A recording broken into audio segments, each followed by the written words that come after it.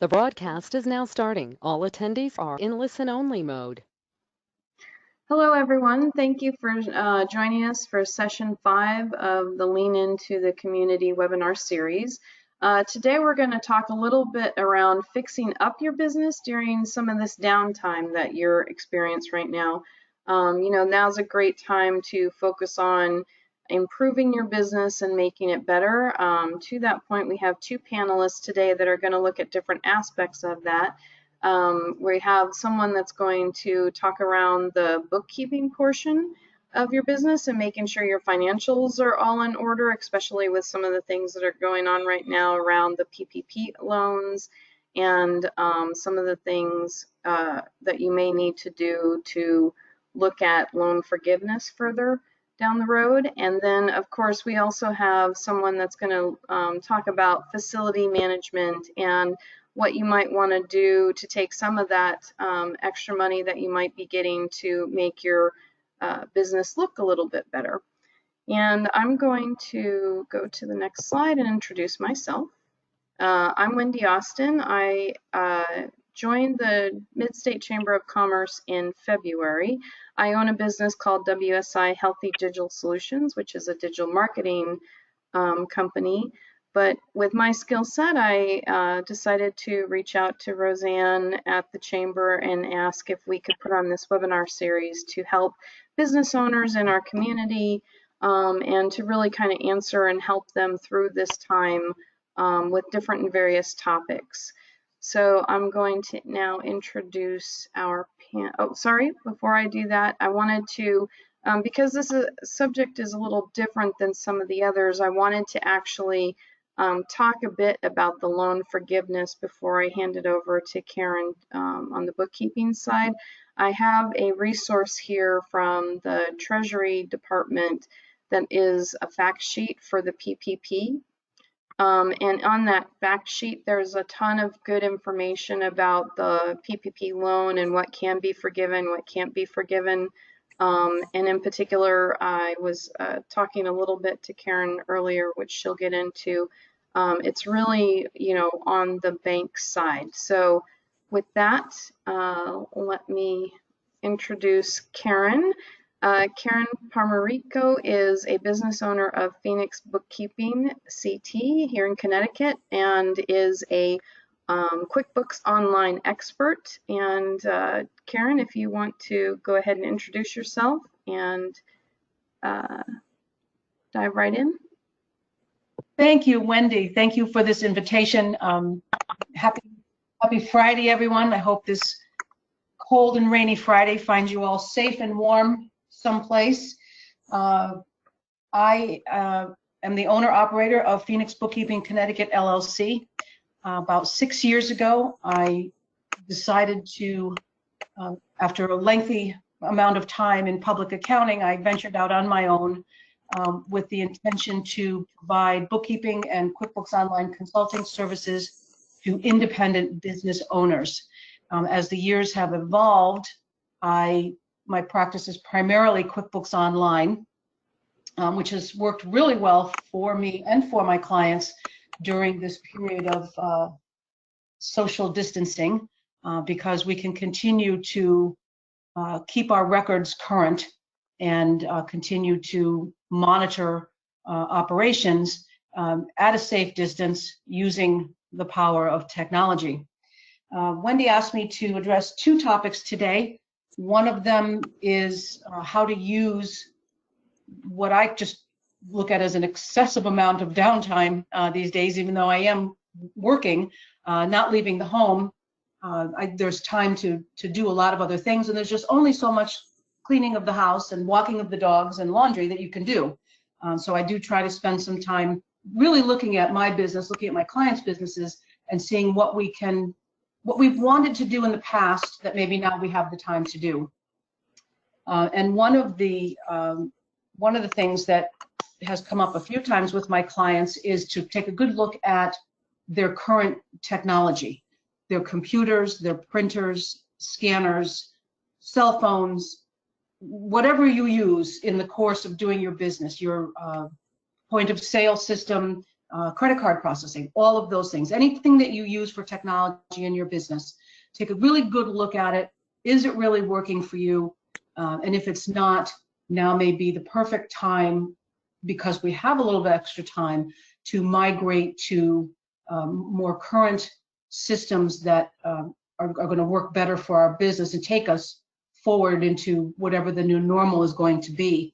One of my clients has been for a long time complaining about that their credit card mechanism was not working, accepting payments from their clients on credit cards. So during this downtime, and again, using technology, we were able to put in a new feature that their customers are absolutely loving, where they're getting all of their bills sent out to their customers electronically.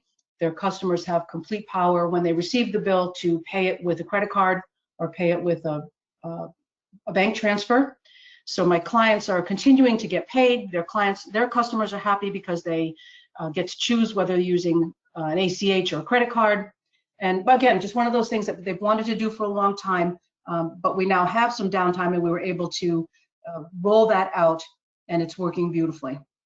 In my own office, I have a new laptop, and I was able to migrate to a new operating system, which gave me all kinds of anxiety just thinking about it. But I have the time now to just learn how to use it, and it's working. It's working beautiful. New email, new laptop, new operating system, all kinds of good stuff. Another thing that we've been talking about with the clients is to implement some security measures. Things like encrypting emails, things like two-factor authentication, and those kinds of things, and the products that are available to all of us to do that. And if you don't know what those things are, I would encourage you to learn about them. Again, new things that I've put into my practice, using better, more up-to-date products that are working well for me on my new laptop, in my new operating system, kind of in my new environment. Another thing that a lot of us are doing, purging old files. I've been a paperless system for many years, but I have boxes and boxes of files that I was obligated to hold on to because they were paper files. And I've gone through all of them and gotten rid of a lot of it because it's obsolete information that I don't have to hold on to anymore. Again, having some downtime now, I was able to sit with my shredder and a nice warm beverage and shred up many years of old client records that are no longer needed. So I have cleaned up my office space. My clients are, taking a good look at their internal office spaces and evaluating whether all of this paper is really still necessary. And that lends itself directly to, if you don't have a scanner or if you aren't using a PDF program to create electronic versions of documents, now again, a good time to look at those technologies for your company. Another thing we've talked about is reviewing your bank statements and your credit card statements for any recurring subscription-like transactions, and evaluate whether they're really necessary. You put these things on automatic pilot, and for the most part, we don't even realize $10 a month, $12 a month. We just don't pay attention to it. But I actually spoke to a client this morning who just realized, because she had some time to actually get caught up with her bank reconciliations and all, that she has been getting charged for 2 subscriptions to the same thing since last summer sometime. So I had to guide her how to get in touch with the vendor and get rid of the one that she's being charged for but is not active. What else have we got? Oh, take time to learn something new. There's no end to webinars and free education that's available now. If you want to think about some of the technologies that you might want to incorporate into your business, find a webinar, go onto YouTube. There's just vast amounts of information out there, and sit through these webinars to help you learn about something, a product or a service that you might want to incorporate into your business. And one other thing that we've talked about a lot is to take a good look at your marketing plan. If you don't have a marketing plan, maybe now's a good time to think about one. Reach out to someone who can help you develop a thought process on what is a good marketing plan. And if you've already got something in place, is it really working for you? Can you quantify the results of those efforts and the dollars that are being spent on those efforts? Take a look at whether or not you have a business Facebook page. Is Facebook an appropriate forum for your business to have a presence? LinkedIn, is that an appropriate forum for your business to, or you are your business to have a presence? And there's many others that marketing people can certainly talk to you about. And the other thing, and Wendy asked me to talk about today, is the Ppp Loan Program. And I think it's really important to start this conversation by reminding everyone that this is a loan. And while we all want to talk about the time that those loans may or may not be forgiven, it is important to remember, until you've got a document in your hand signed by your bank that says this loan has been forgiven, it is a loan and should be recorded on your books as such. The money should reside in the account into which it was deposited. Please resist the urge to transfer it to a savings account or someplace where you, and air quotes here, where you think it'll be safe so you won't spend it. The whole point is to spend that money to fund your payroll once you've been funded for 8 weeks following the date that you've been funded. Your calculation of the PPP amount that you receive or you hope to receive is 2.5 times payroll. The half is intended to cover other expenses, other approved expenses like rent, mortgage interest, utilities, and there might be some others. But the important thing is to spend the money on making payroll. That's what they gave it to you for, and that's what you're supposed to do with it. Hopefully you are all using a reputable electronic payroll processing system. I would encourage you to download every report you can get your hands on through that reputable payroll system. Hopefully you're all accessing a portal to input your payroll. And once your payroll does process, however frequently it does, download every report you can, because you just don't know until the time comes what your bank is going to be asking for in terms of substantiation to support the fact that you spent this money on payroll. And when you get that notice, however far off in the future it's going to be, a few months, I'm sure, and the bank says, okay, we're ready to take a look at how you spent this money, please provide us with this documentation. You want it ready. You want it, in PDF, right at your disposal, whatever that means to you, and be able to get it quickly and get it, respond to your bank quickly with that information. If you're contemplating changing payroll services, I would encourage you not to do that until this whole thing is over. It just adds another level of stress to the situation of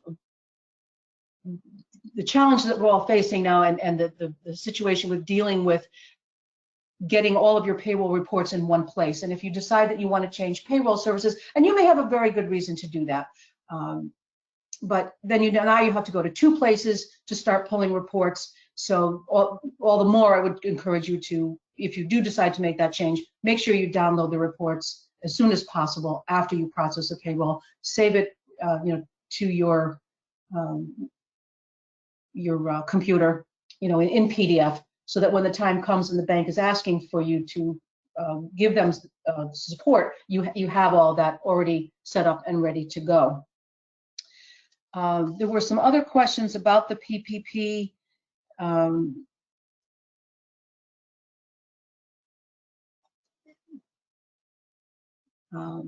Your bank is going to be reaching out to you at some point to initiate the consideration for forgiveness. But come 8 or 10 weeks from now, you want to reach out to your bank, be proactive. I think that would probably work well for you. Reach out to your bank officer and ask them, when that plan is getting into effect, and what can you do to get started on the application to, for consideration for forgiveness of that loan. But it is important to remember that this is not income, that it is a loan. It has definite terms. If you read the fine print of your loan documents, the language is in there. It is a loan. So make sure you set up your books with a loan payable to, I've been setting my clients up, PPP loan payable. You can, loan payable to your bank, and record it there. Leave the money in the account that, which should be your business operating account, and disperse it from there as you're paying, making your payroll. Wendy, I think that's all I have for now. Was there something else you wanted me to cover? Yeah, we have a question that came in. Let me just grab that question. So is the forgiveness of the loan taxable? Do you know that? I don't generally consult on taxes because the answer always is it depends. And it depends completely on how your business is set up, what your net income or loss is. There's too many variables, and I don't run a tax practice, so it's not a yes or no answer. Okay. It really does depend on your situation. If you don't have a really tight relationship with a CPA at this point, another thing that I would encourage you to consider is having a relationship with a CPA. Or, at this point, if you have a question about the taxability of if it's not forgiven, certainly pass that by whoever does prepare your taxes. But we're finding that the people who seem to be getting through this crisis the best in terms of continuation of their business, managing of their finances, understanding their cash flow and all of that during this time are those that have a good, strong relationship with a CPA.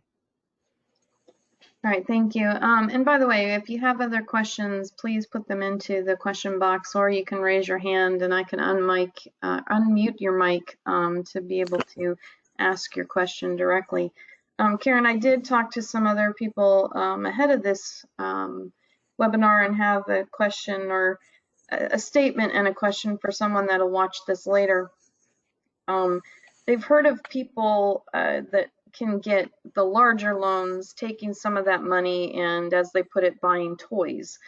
So, because they had some extra in the bank, they're getting the loan to do the payroll and then taking the money out to be able to, to purchase things for themselves personally. And the question really is there a problem with that, essentially? It depends. Again, I don't have a tax practice. I haven't done corporate taxes. I haven't worked in that arena in a few years. But for the many years that I did work in that arena, it really does depend on what else you're going on. If you have money, if a business has money in a bank account and that money gets removed from the bank account, depending on how the entity is structured, that could be a shareholder distribution. So it becomes a taxable event to the shareholder. Is that something you want to do? Again, talk to your accountant and ask them, is that really something you want to do? Because all of these, anything that you do with the money is going to have consequences one way or the other. And it's just a question of whether it's going to, because we don't know for sure yet what exactly the banks are going to ask for when it comes time to consider your loan for forgiveness. They may very well ask for a full set of financial statements and general ledger, and they may go digging through, looking for these things, and that may reveal itself. And if you got the PPP from your bank, they have your bank statements. So if they see a big chunk of money going out in there, like, to the tune of a new boat or a new motorcycle or, a new car, they're going to ask. They have your bank statements. So it's not like they don't know. So again, take that up with your accountant. that will have repercussions somewhere along the line. All right, thank you. Another question that I captured ahead of time, what are the documents that are the most important to keep records of right now? Anything and everything that has to do with processing of your payroll. And as I said before, hopefully all the listeners are using a reputable payroll service. There are lots and lots and lots of reports. I work with probably 6 different payroll services that represent my client base. I've just made it a habit now to, at the end of every payroll processing, to log in and print every single report I can get. I don't know exactly what they're going to ask for, but it will be along the nature of your ability to substantiate that you maintained your employee levels and their pay rates. So if your payroll was X amount of dollars per week or every 2 weeks, whatever, prior to that, they're looking for, and that was the number that you used to calculate, the 2.5 that you multiplied times 2.5 to come up with the loan amount. They're going to be looking for continuity from before you got the loan to actually expending the loan dollars, that you maintained your staffing levels and you maintained those rates of pay. If you have furloughed anyone, you haven't, and you've received PPP money, you have until, I believe it's June 30th to restore your staffing levels so that you can disperse this money according to the loan documents, to the plan documents. All right, great, Karen. And again, if you have any questions, you can put them into the question box. So here's another one. How long do we need to save records for payroll? There is no one rule that covers document retention. My general rule of thumb is 7 years. Payroll, if you were to, I look on the IRS website, they give you a general idea. Payroll maybe 3 or 4 years. Other corporate or business financial documents, 7 years. When it comes to purchasing equipment and anything that you use in the course of your business, as long as those items are on your books and records, as fixed assets, those kinds of things, those are almost indefinite until you dispose of them. But I think payroll is probably around 4 years. But again, I take an average of around 7 years, and I save absolutely everything and purge every 7 years. All right, great. If you still have questions for Karen, you can still put them in the question box, but at this point I'm going to move to Ray Sola. Ray Sola is a property and facilities manager at OMSC. And Ray, if you could talk a bit around, during this downtime, if people want to take the time while maybe their stores are empty to fix it up, and some best practices there. Absolutely. Thank you for having me here. And I was very interested in listening to Karen. Just to let you know, Karen, I am a client of Karen's. So when she talks, I listen, and I'm very curious as well about this PPP and how that affects your business as how you run it. As far as your facilities, it will depend. Obviously, any of this PPP money will not come to you to use necessarily towards the business, but the idea is, if you, let's say you are a business that does have employees, this PPP money can be used to hire back people, and they could be used to do work on your business. So that is one possibility. If you do have employees, that you could have them, you hire them back, whether they actually work or not, that depends, because this money can be just to have them paid to sit home. But if you are allowed to have them back, they could actually work on a business or your facility itself. So looking at different types of properties, it would depend on what type of property you are managing. If it is retail or things like that that are currently unoccupied, yes, this might be a good time for you as the owner of the space to do some work inside there, freshening up, things like that. And like Karen said, not just are you looking at the way you run your business, but maybe you could think about how it looks. You know, many of the contractors, most contractors in the construction trades have been deemed essential. So a lot of this work, you can still have it done. There are restrictions with social distancing and things like that as far as how you can get it done, so it might not be as quick as it would have been in the past, but it can still happen in most cases.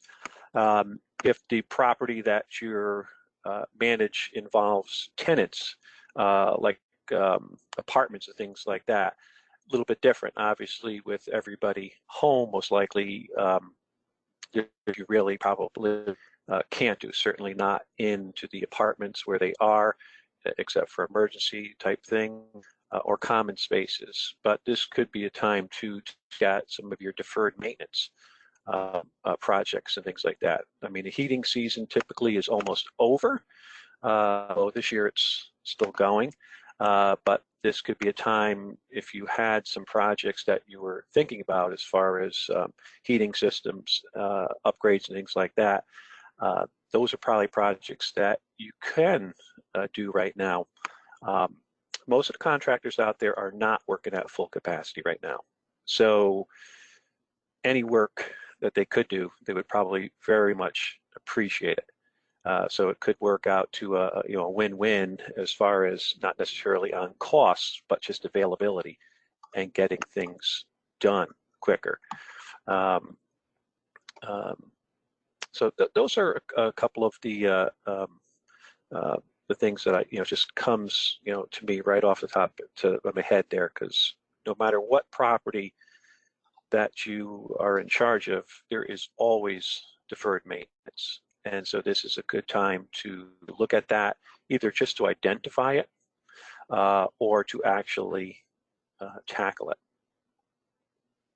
So Ray, you probably said something that other people had not really thought about, which was that hiring back employees to do maybe some extra cleaning or moving of things, or maybe even like painting. It didn't occur to me, of course, until you said it. So, what kinds of things would you recommend business owners have employees that maybe are not doing their typical job right now, perhaps do in the building or the facility that could help to either clean it and or upgrade it? Well, it's almost unlimited to what you could do with your staff. I guess it would depend on whatever skill sets that everyone has and what they're comfortable with. But for myself, I know also I've heard of other contractors and that when they were awarded with the PPP are using their employees to do charity work. So in that sense there, they were going out into the community giving back and doing projects within their skill set to help out first responders, nurses, and things like that.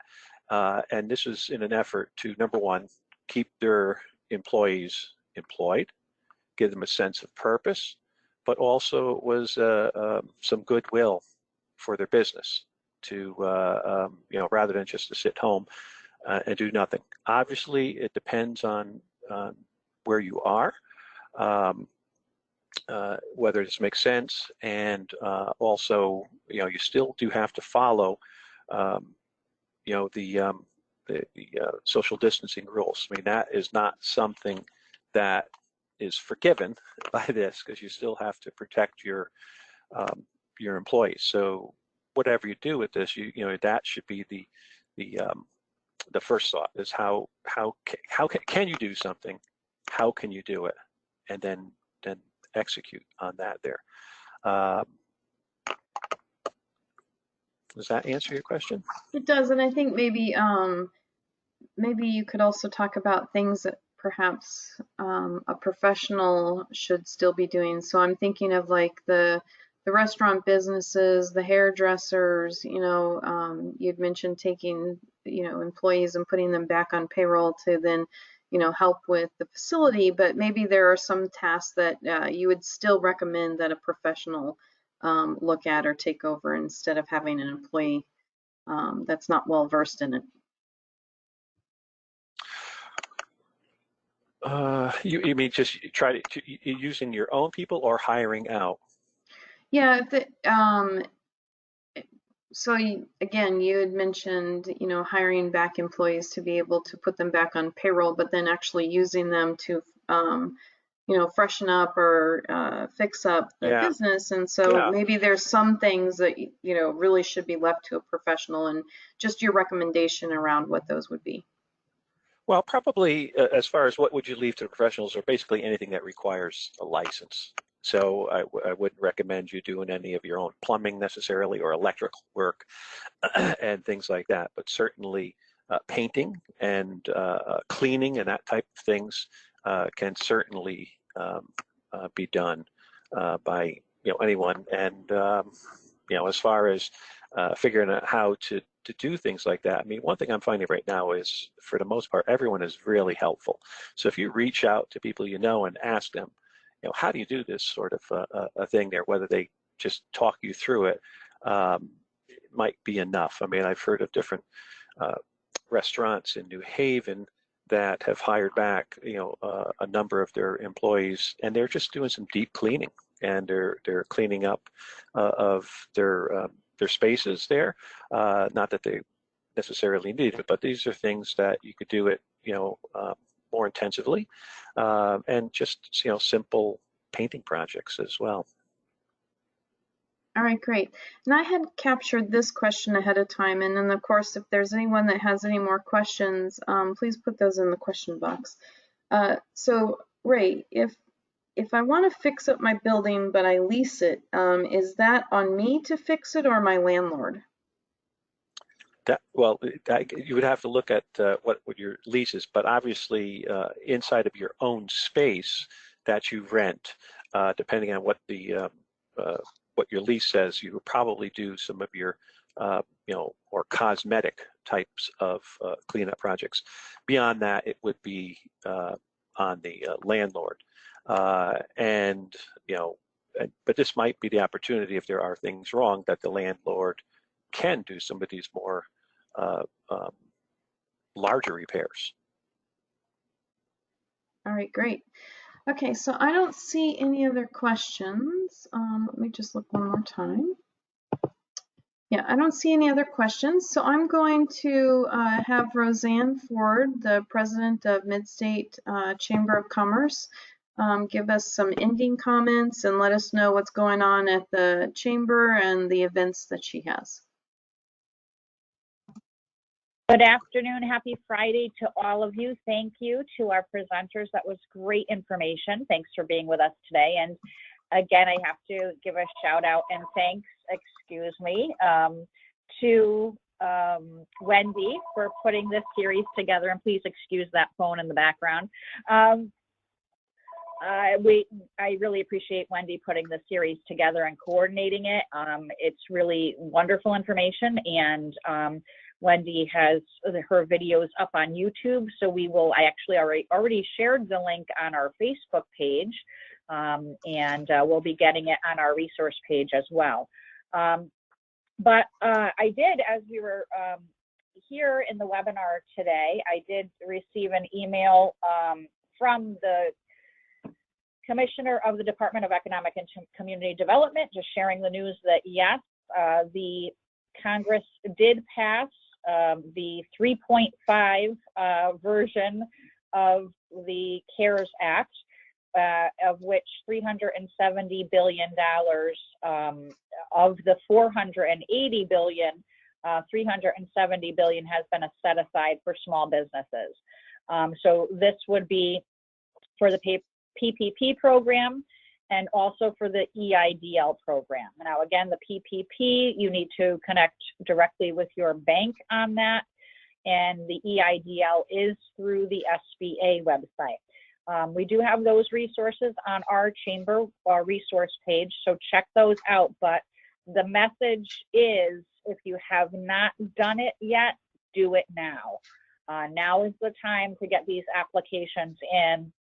We know just from the past few weeks that these funds go quickly, and you really, if you haven't done it yet, now is the time to get the ball rolling with applying for these programs.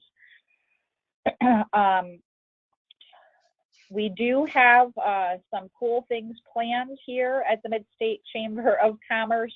We are continuing the webinar series and programs, so please check your inbox for our e-minders, WSIs. We have 2 again next week. We also have a webinar also on Tuesday with UKS, which is Updike, Kelly, and Spellacy.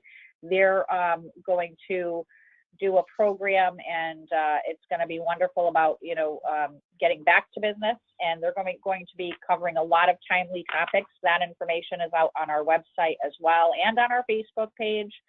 And we will be planning a virtual networking event, so stay tuned for that as well. If you do not get our emails and you would like to get them, just give us a call at 203-235-7901 or shoot me an email at r.ford@midstatechamber.com. But there's one thing that I'm excited about. This is something we're going to try. We are going to do a Facebook Live visit with one of our retail shops next week, Rose Flowers and Gifts. Mother's Day is just around the corner, so I'm going to go in and social distance and have a mask on, but I'm going to do a snippet, about a 15-minute Facebook Live with Nicole, the owner of Rose Flowers and Gifts on West Main Street in Meriden. And she's going to talk a little bit about her shop and highlight some of the great gifts and new things she's got. She's getting plants in for Mother's Day and a lot of great things happening. So we'll be trying that out, and we hope you enjoy that. And please also give us feedback on other programs and items that you think will be you need or that will be valuable to you at this time. But thank you again. I hope everybody has a great weekend and stay safe. All right, thank you, Rosanne, and thank you, Karen and Ray, and of course, thank you everyone for joining us today. And if there's no other questions, and I just wish everyone a healthy and happy weekend. Thank you so much. Thanks for having us, Wendy. Bye. Bye-bye.